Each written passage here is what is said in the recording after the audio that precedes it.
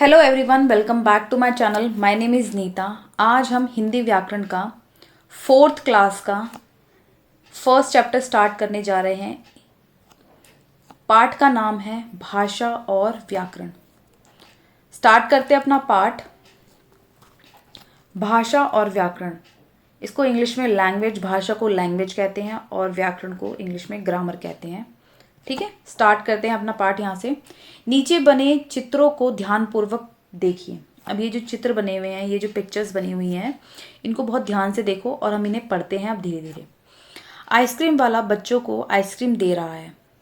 इस पिक्चर में हम क्या देख रहे हैं? बच्चे आइसक्रीम मांग रहे हैं और आइसक्रीम वाला आइसक्रीम दे रहा है। राजेश जी समाचार पत्र पढ़ रहे हैं। इस पिक्चर में हम देख रहे हैं कि जो राजेश हैं वो समाचार पत्र पढ़ रहे हैं। दीपा पत्र लिख रही है और इस चित्र में हम देख रहे हैं कि दीपा जो लड़की है वो क्या कर रही है? पत्र लिख रही है। ठीक है, पहले चित्र में बच्चों ने बोलकर अपनी बात कही है। अब इस चित्र में हम कह रहे थे ना कि बच्चे आइसक्रीम मांग रहे हैं और जो आइसक्रीम वाला वो आइसक्रीम दे रहा है। तो बच्चे कैसे अपनी बात बोल रहे हैं? बोलकर अपनी बात बोल रहे हैं, तभी तो आइसक्रीम वाला उनकी बात समझ पा रहा है और आइसक्रीम वाले ने उनकी बात सुनकर उन्हें आइसक्रीम दी। बच्चे बोल रहे हैं और आइसक्रीम वाला उनकी बात सुनकर उन्हें आइसक्रीम दे रहा है। ठीक है, दूसरे चित्र में समाचार छपे हुए हैं। इस पिक्चर में हम देख रहे थे कि जो राजेश जी हैं वो समाचार पत्र पढ़ रहे हैं। तो क्या कर रहे हैं? वो समाचार छपे, जो पत्र के अंदर समाचार जो छपे हुए हैं उनको वो छपे हुए समाचार को पढ़ रहे हैं। राजेश जी समाचार पढ़कर जानकारी ले रहे हैं। तो जो राजेश जी है, जो ये आदमी है, ये समाचार पढ़कर जानकारी ले रहा है, अपनी नॉलेज बढ़ा रहे हैं। तीसरे चित्र में दीपा अपने विचार व्यक्त करने के लिए पत्र लिख रही है और इसमें हम पढ़ रहे थे कि दीपा पत्र लिख रही है, तो वो अपने जो विचार हैं, जो भी उसके थॉट्स हैं, वो पत्र में लिख रही है। अब ये हम बोलकर, सुनकर, पढ़कर, लिखकर, ये हम क्यों पढ़ रहे हैं? इस प्रकार हम बोलकर या लिखकर अपनी बात दूसरों तक पहुंचाते हैं। अब जैसे मैं इस वीडियो के माध्यम से आपको अपनी बात समझा पा रही हूँ, आपको मैं ये भाषा और व्याकरण का जो पाठ है मैं समझा पा रही हूँ और आप लोग सुनकर मेरी बात एक्वायर कर रहे हैं, अडेप्ट कर रहे हैं। ठीक है, समझ रहे हैं। तो आप मेरी बात सुन के ही तो चीज़ों को समझने की कोशिश कर रहे हैं। तो पहुंचाते हैं, बोलकर, लिखकर अपनी बात दूसरों तक पहुंचाते हैं और सुनकर या पढ़कर दूसरों की बात ग्रहण करते हैं, एक्वायर करते हैं। ठीक है, ये कार्य भाषा के माध्यम से होते हैं। और हम ये कैसे करते हैं? जो हम बोल रहे हैं ये एक भाषा ही तो है। ठीक है, तो उसके माध्यम से हम एक दूसरे से अपने विचारों का आदान प्रदान करते हैं। अब भाषा किसे कहते हैं, इसकी डेफिनेशन देख लीजिए, परिभाषा। जिस साधन से हम अपने विचार दूसरे लोगों तक पहुंचा सकते हैं। जिस साधन से, जो हम कह रहे हैं ना, भाषा एक साधन है। हम एक दूसरे से अपनी बात कहकर, बोलकर, सुनकर जो हैं, हम एक दूसरे के थॉट्स, विचार जो हैं जानने की, बताने की कोशिश करते हैं। तो वो क्या है? एक साधन है जिसके द्वारा हम लोग क्या करते हैं? अपने विचारों को एक दूसरे तक पहुंचाते हैं और उनके विचारों को जान सकते हैं। ठीक है, उसे भाषा कहते हैं। भाषा मनुष्य के मुख से निकली हुई सार्थक ध्वनियाँ हैं। जो भाषा है वो हमारे मुंह से निकली वो सार्थक, मतलब ऐसी ध्वनियाँ हैं जो दूसरों तक अपनी बात पहुंचाने का काम करती हैं। जिसके भाषा से ही हम अपने विचार जो हैं या दूसरों के विचार जान सकते हैं। अगर भाषा ही नहीं होती तो हम कैसे एक दूसरे के विचार जान सकते थे? सोचो ये बात। इन ध्वनियों से शब्द और शब्दों से वाक्यों की रचना होती है। क्या होता है? जो हम ये ध्वनियाँ बोलते हैं, जो हम बोल रहे हैं, जैसे कि मैं आपको बोल के अपनी बात समझाने की कोशिश कर रही हूँ, तो ध्वनियों से शब्द और शब्दों से वाक्यों की रचना होती है, मतलब इन्वेंशन होता है। ठीक है, जिसके माध्यम से हम अपने भावों, विचारों को प्रकट करते हैं। तो इन्हीं के माध्यम से, जो भाषा के माध्यम से ही हम अपने विचारों भावों को प्रकट करते हैं, किसी के सामने रखते हैं और कोई हमारे सामने रखता है। भाषा का मुख्य कार्य अपनी बात को दूसरों तक पहुंचाना है। और जैसे कि हम पढ़ रहे हैं कि भाषा का तो काम ही है एक दूसरे से बातें शेयर करना, बातें एक दूसरे को समझाना, अपने विचार किसी के सामने व्यक्त करना, या दूसरा कोई हमारे सामने अपने विचार व्यक्त कर सकता है। ठीक है, तो विचार व्यक्त करना भाषा का मुख्य कार्य ही है। नेक्स्ट पेज पे चलते हैं हम। भाषा के माध्यम से मनुष्य बोलकर और लिखकर अपने विचार दूसरों तक पहुंचाता है। कैसे कैसे पहुंचाता है? मनुष्य अपने विचार बोलकर और लिखकर। इसके अतिरिक्त भाषा का एक रूप है सांकेतिक भाषा, और इसके अतिरिक्त इसके अलावा एक और जो भाषा का रूप है वो है सांकेतिक, जिन्हें हम क्या कहते हैं, इशारों में हम कहते हैं ना, बातें अपनी समझाते हैं। हम जब बोलते हैं हम अपने हाथों का भी मूवमेंट करते हैं, हमारी आंखें, तो ये हमारे एक जेस्चर्स होते हैं, सांकेतिक भाषा होती है जिन्हें समझते हैं। इनमें मूक बधिर व्यक्ति संकेतों और इशारों द्वारा अपनी बात दूसरों तक पहुंचाते हैं। ठीक है, संकेतों इशारों के द्वारा लोग अपनी बात दूसरों तक पहुंचाते हैं। जैसे हम ये कह सकते हैं कि जो सुन नहीं सकते, ठीक है, ऐसा नहीं है कि सिर्फ जो हम अपने जो नॉर्मल इंसान होते हैं, ठीक है, वो भी अपने हाथों का जेस्चर्स का यूज़ करते हैं दूसरों को अपनी बात, कभी कभी हम बात करते करते अपने हाथ हिलाते हैं, हाथों पे मूवमेंट करते हैं, आंखें चलती हैं हमारी। ठीक है, बस मैं एग्जाम्पल दे रही हूँ। जो बच्चे सुन नहीं सकते, ठीक है, और बोल नहीं सकते, तो वो अपने सांकेतिक भाषा का तो प्रयोग करते हैं ना, इशारों से, जेस्चर से। उनकी एक लैंग्वेज होती है, वो उससे हमें अपनी बातें समझाते हैं और हम उन्हें अपनी बातें समझा पाते हैं। ठीक है, तो वो होती है सांकेतिक भाषा। ठीक, इस भाषा को सांकेतिक भाषा कहते हैं। तो जो हम जेस्चर्स की बात कर रहे हैं, इशारों की बात करें, उनको कहते हैं सांकेतिक भाषा। चौराहे पर लाल बत्ती और यातायात पुलिस, जगह जगह पर लगे संकेत चिन्ह आदि सभी सांकेतिक भाषा में आते हैं। और जैसे हम रेड लाइट की बात करें, पुलिस की एक जो यातायात पुलिस होती है, ठीक है, जगह जगह पे लगे संकेत, जो जगह जगह पे हम लोग बोर्ड्स वगैरह देखते हैं कि यहाँ से ये डायरेक्शन लो, वहाँ से वो, तो एक सांकेतिक भाषा ही तो है वो। ठीक है, भाषा के रूप। अब भाषा के 3 रूपों की यहाँ बात की गई है, मौखिक, लिखित और सांकेतिक भाषा। एक एक करके हम डिटेल में इनको पढ़ते हैं। मौखिक भाषा, बोलना अर्थात मौखिक रूप भाषा का पहला रूप है। सबसे पहले इंसान बोलना सीखता है, बाद में लिखना सीखता है और बाद में सांकेतिक भाषा आती है। ठीक है, सबसे पहले इंसान क्या करता है, मनुष्य क्या करता है, बोलना सीखता है।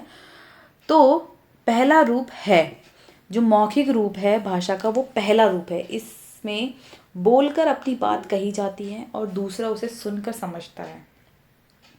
ठीक, तो जो मनुष्य है वो अपनी बात बोलकर समझाता है और जो दूसरा मनुष्य उसे सुनता है। अब हम पढ़ेंगे लिखित भाषा, जो भाषा का दूसरा रूप है।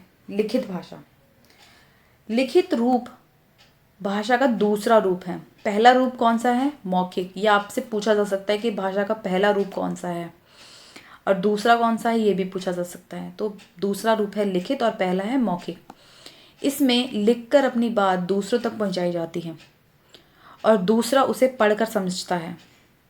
ठीक, तो हम लिखते हैं, जैसे कि मैं अपनी स्क्रीन पे कई चीज़ें लिखती हूँ, तो आप उसे पढ़कर समझने की कोशिश करते हैं। और मैं बोल भी रही हूँ तो मैं बोलने का भी प्रयोग कर रही हूँ और आप सुन भी रहे हो।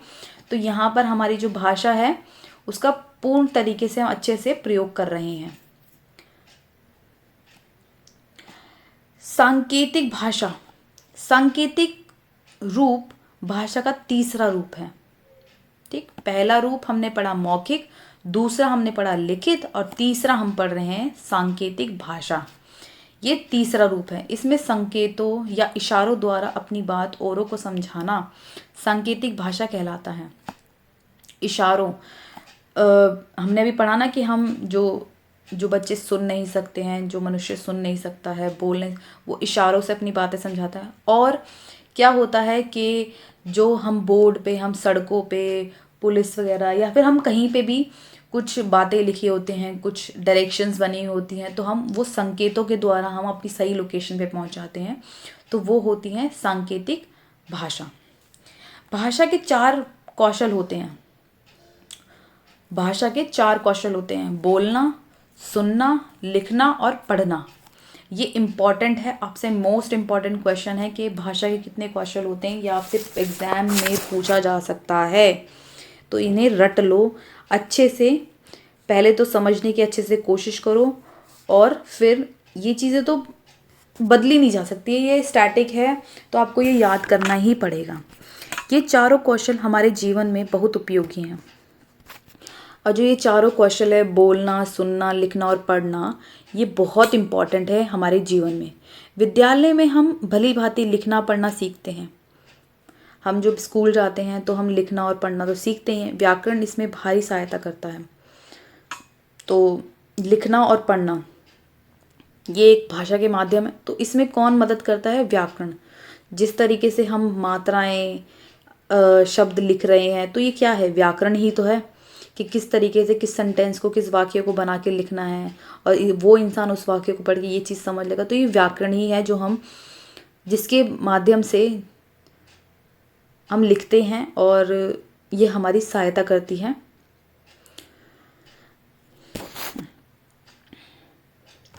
भाषा के मौखिक रूप के अंतर्गत आते हैं।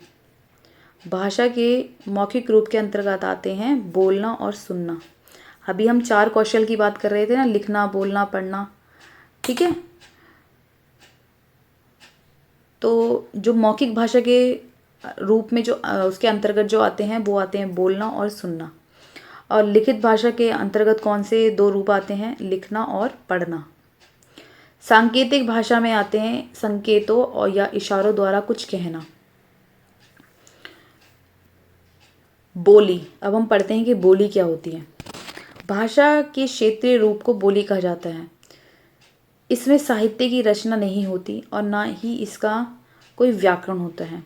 जैसे जो मैं बोल रही हूँ, ये मेरी बोली है, और ये प्लेस टू प्लेस वेरीज करती है, ठीक है। इसका कोई साहित्य की इसमें कोई रचना नहीं होती है, साहित्य रचना नहीं होती है, और ना ही इसमें कोई व्याकरण होती है। अब जैसे मैथिली, भोजपुरी, राजस्थानी, हरियाणवी, छत्तीसगढ़ी, बुंदेलखंडी आदि कई बोलियां हैं, ठीक है। ये बोलियां हैं जो कई जगहों पे, जैसे राजस्थानी है, राजस्थान में बोली जाती है, हरियाणवी जो है हरियाणा में बोली जाती है। ऐसी बहुत सारी बातें, बोलियां हैं जो स्थानों पे बोली जाती हैं, जिनका प्रयोग भारत के विभिन्न भागों में किया जाता है, ठीक है। ये बहुत सीमित क्षेत्रों में बोली जाती हैं। अब जैसे राजस्थानी है, जैसे राजस्थानी से मुश्किल से राजस्थान के एरियाज़ में, राजस्थान की जो एरिया है उन्हर पे बोली जाती है। हरियाणवी भी ऐसी लैंग्वेज है। छत्तीसगढ़ी, भोजपुरी, ये इनके जो एरियाज़ हैं जहाँ पर ये बोली जाती हैं, भारत के जिन हिस्सों में बोली जाती है वो वहीं पे बोली जाती है। और ये इनकी जो सीमित क्षेत्र होते हैं, ठीक है। अब बोली की एक परिभाषा है जो आपसे एग्जाम पर्पस के द्वारा पूछी जा सकती है।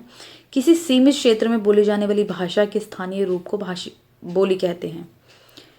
किसी भी सीमित क्षेत्र पे, ठीक है, कहीं पे भी, जैसे कि हम बात कर रहे हैं ना कि छत्तीसगढ़ में छत्तीसगढ़ी बोली जाती होगी, हरियाणा में हरियाणवी, ठीक है। तो एक सीमित क्षेत्र में बोली जाने वाली जो भाषा है, जो स्थानीय भाषा है, उनको बोली कहते हैं। इम्पॉर्टेंट है। 3-4 डेफिनेशंस मैंने आपको बताई हैं, ये आपके लिए इम्पॉर्टेंट है, आपको पढ़नी ही पड़ेगी। और मैं बार बार इसलिए बोलती हूँ क्योंकि आप मिस ना करें कोई भी चीज़। हमारे देश के अलग अलग राज्यों में विभिन्न भाषाएं बोली जाती हैं। आइए इनके बारे में जानकारी प्राप्त करें। जैसे कि हरियाणा में जो बोली जाती है वो हिंदी बोली जाती है। गुजरात में गुजराती, तमिलनाडु में तमिल, कर्नाटक में कन्नड़, मणिपुरी में मणिपुरी, मणिपुर में मणिपुरी, नागालैंड में कोयांक आगामी, अरुणाचल प्रदेश में मोनपा मीजी, असम में असमिया बोडो, मिजोरम में मिजो, मेघालय में खासो खासी गारो, जम्मू कश्मीर में कश्मीरी उर्दू डोगरी, हिमाचल प्रदेश में हिंदी, पंजाब में पंजाबी और हिंदी, उत्तराखंड में हिंदी, उत्तर प्रदेश में भी हिंदी, बिहार में हिंदी और मैथिली। तो मैथिली भाषा अभी हम प्रीवियस पेज पे पढ़ रहे थे ना कि मैथिली भाषा भी है, तो मैथिली भाषा बिहार में बोली जाती है, मध्य प्रदेश में भी हिंदी बोली जाती है, झारखंड में हिंदी और संथाली बोली जाती है, छत्तीसगढ़ में भी हिंदी बोली जाती है, उड़ीसा में भी उड़िया बोली जाती है, पश्चिम बंगाल में बंगला बोली जाती है, गोवा में कोंकणी, सिक्किम में भूटिया और लेपचा। ये कुछ जो डिफरेंट डिफरेंट जो अलग अलग जो भाषा है ना, ये आपसे पूछी जा सकती हैं। ठीक है, हिंदी तो वैसे ज़्यादातर बहुत सारे राज्यों की कॉमन भाषा है, लेकिन जो ये सिक्किम में जैसे भूटिया, लेपचा, बिहार में मैथिली, झारखंड में संथाली, तो ये आपसे पूछा जा सकता है कि ये किस राज्य की ये कौन सी स्थानीय भाषा है। ठीक है, केरल की मलयालम, महाराष्ट्र की मराठी, राजस्थान की हिंदी, आंध्र प्रदेश की तेलुगु, त्रिपुरा की त्रिपुरी। तो ये भाषाएं जो हैं, भारत जो हमारा देश है वहाँ पर ये बोलियाँ बोली जाती हैं। जापान में जापानी बोली जाती है, रूस में रूसी, फ्रांस में फ्रेंच, जर्मनी में जर्मन, चीन में चीनी और डेनमार्क में डैनिश भाषा बोली जाती है। तो ये कुछ भाषा हैं जहाँ पर ये बोलियाँ बोली जाती हैं। अब लिपि के बारे में पढ़ लेते हैं हम, ये लिपि क्या होता है। प्रत्येक भाषा को लिखने के लिए एक निश्चित चिन्ह बनाए गए हैं। ठीक है, प्रत्येक भाषा जो हर एक भाषा को लिखने के लिए हम एक चिन्ह बनाए जाते हैं, जिन चिन्हों का लेखन ही लिपि कहलाता है। अब जैसे हिंदी की बात करें, हिंदी की जो लिपि है वो है देवनागरी। जैसे ये वर्ड जो लिखे हुए हैं अ आ ई, ये एक भाषा, ये कौन सी लिपि है, ये किस लिपि में लिखी जाती है, देवनागरी लिपि। ये इम्पॉर्टेंट है कि हिंदी भाषा की लिपि क्या है, तो ये आपसे पूछा जा सकता है और पूछा जाता है, पूछा जा सकता नहीं है, पूछा जाता है। अंग्रेजी की लिपि है रोमन, उर्दू की लिपि है फारसी, पंजाबी की है गुरमुखी। तो आपसे ये पूछ सकते हैं आपके एग्जाम्स में। अब जो ये कॉलम है ये इम्पॉर्टेंट है, इसलिए मैं स्किप नहीं करूँगी। ध्यान रखें बच्चों, क्या आप जानते हैं कि हिंदी भाषा की राष्ट्रभाषा कब बनी? जो हिंदी भाषा है वो राष्ट्रभाषा कब बनी, ये बहुत मोस्ट इम्पॉर्टेंट क्वेश्चन कि हिंदी भाषा को राजभाषा का दर्जा, राष्ट्रभाषा का दर्जा कब मिला? तो वो मिला 14 सितंबर 1949 को। हिंदी भाषा को भारतीय संविधान में राष्ट्रभाषा के रूप में स्वीकार किया गया। अभी थोड़े दिन पहले 14 सितंबर, अक्टूबर चल रहा है अभी, 14 सितंबर को हिंदी भाषा दिवस मनाया गया था और तभी से पूरे भारत में हर वर्ष 14 सितंबर का दिन हिंदी दिवस के रूप में मनाया जाता है। आपसे ये क्वेश्चन एग्ज़ाम पर्पज से, जनरल नॉलेज पर्पज से या कॉम्पिटिटिव एग्ज़ाम में भी पूछा जा सकता है कि हिंदी दिवस कब मनाया जाता है। भारतीय संविधान में हिंदी भाषा के साथ साथ कुल 22 भाषाएं शामिल हैं। जो भारतीय संविधान है हमारा, उसके अंदर 22 भाषाएं शामिल हैं। ठीक है, तो आपसे ये पूछा जा सकता है, पूछ सकते हैं कि संविधान में, भारतीय संविधान में कितनी भाषाएं शामिल हैं, तो आप लिख सकते हो 22, या आपका उत्तर होगा 22। विश्व में लगभग 7,000 से अधिक भाषाएं बोली जाती हैं। अगर हम वर्ल्ड की, अभी तक हम भारत की संविधान, भारत की बात कर रहे थे, अगर लेकिन हम वर्ल्ड की, संसार की बात करें तो 7,000 से अधिक भाषाएं बोली जाती हैं। सोचो कितनी डाइवर्सिटी है, कितनी सारी बोलियां हैं और उनको लिखने की लिपियां भी अलग अलग हैं। तो भाषा को लिखने के लिए एक निर्धारित किए गए चिन्हों को लिपि कहा जाता है। ठीक है, ये हमने पढ़ा ना कि हिंदी को किस तरीके से लिखते हैं, इंग्लिश को किस तरीके, तो ये हम लिपियों में, जैसे अभी ये लिखा हुआ है ना, प्रत्येक भाषा को लिखने के लिए एक निश्चित चिन्ह बनाए गए हैं, तो ये हम एक लिपि का प्रयोग कर रहे हैं भाषा को लिखने के लिए। ठीक है, तो उसी को कहते हैं लिपि। व्याकरण, भाषा को शुद्ध रूप से लिखना, बोलना और पढ़ना सिखाने वाला शास्त्र व्याकरण कहलाता है। जो हम ये लिख रहे हैं, जो ये लिखा हुआ एक प्रॉपर वाक्य है जिससे हम अपनी बातें समझ रहे हैं, तो ये क्या है, ये व्याकरण के द्वारा ही तो हम अपनी जो चीज़ें हैं, मात्रा हैं, ये हम सही से लिख पाते हैं और लोग हमारी बातों को समझ पाते हैं।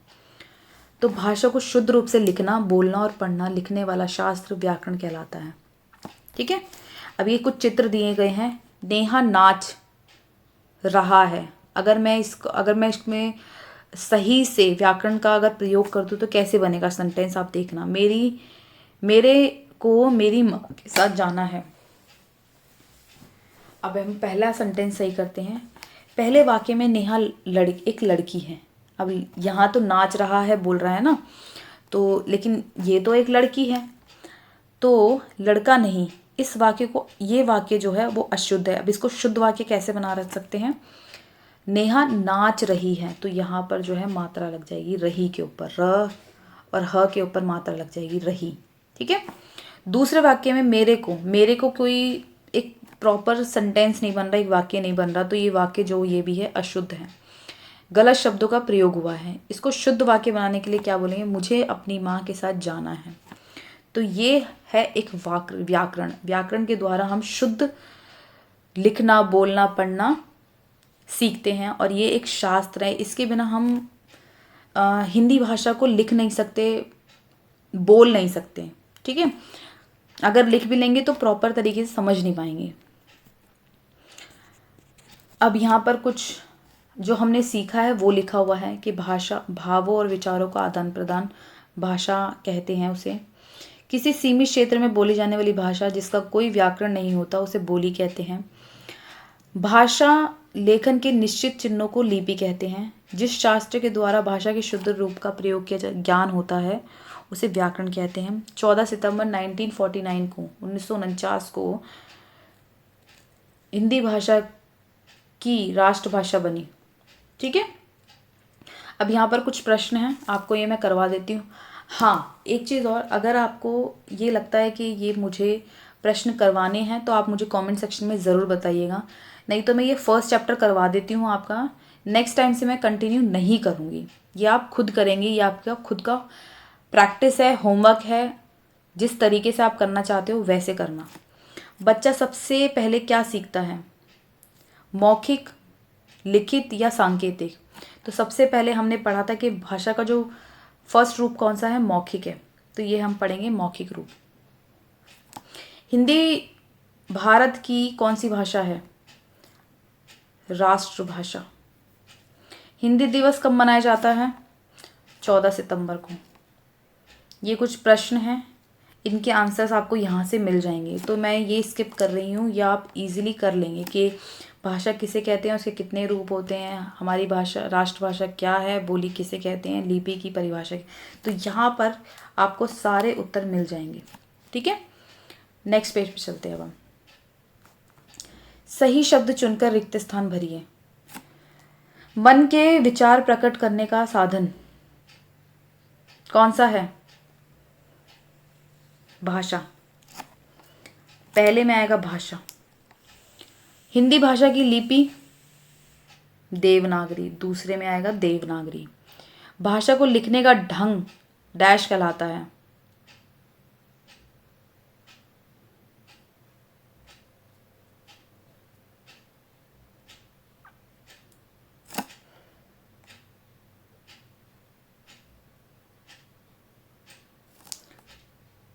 लिपि, तीसरे में आएगा लिपि। हिंदी भाषा राष्ट्रभाषा है, फोर्थ में आएगा ये। और भाषा के नियमों की जानकारी देता है व्याकरण, तो ये आएगा फोर्थ में। ठीक है। तो आई होप, फिफ्थ में आएगा ये। ठीक है। तो ये मैंने आपको ये करवा दिए हैं। नेक्स्ट पेज पे चलते हैं हम। ये मैं जल्दी जल्दी इसलिए करवा रही हूँ क्योंकि हम ये अच्छे से पढ़ चुके हैं।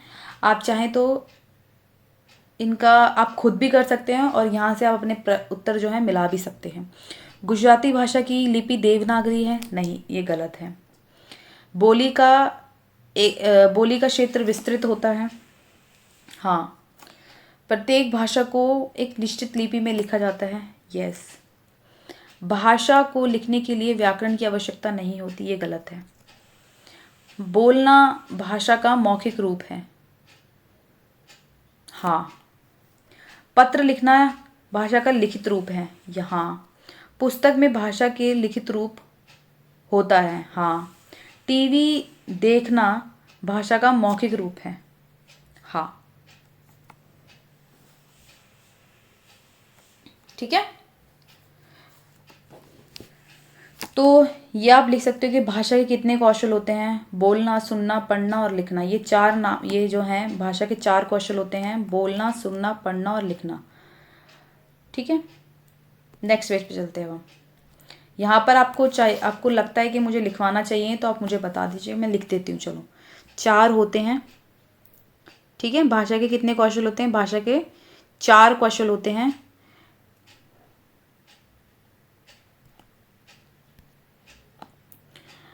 नाम, बोलना, सुनना, यहाँ लिख देती हूँ मैं एक बार मिटा के अच्छे से।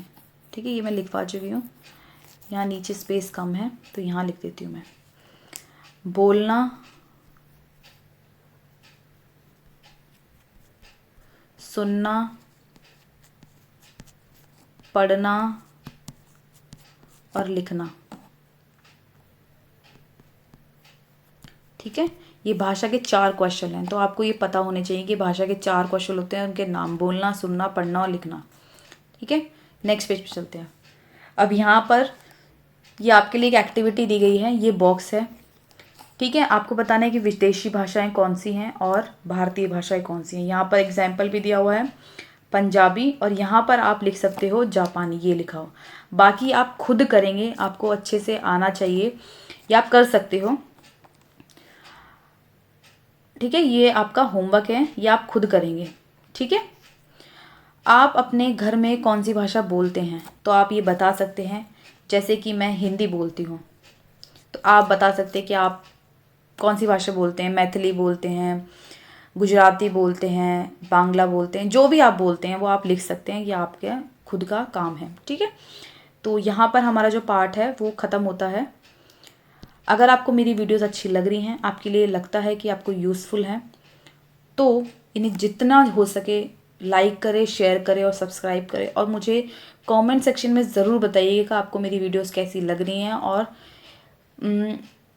ये वीडियोस लॉन्ग हो गई है और शॉर्ट बनानी है वीडियोस, तो वो भी मुझे बताइएगा। Thank you so much, bye bye.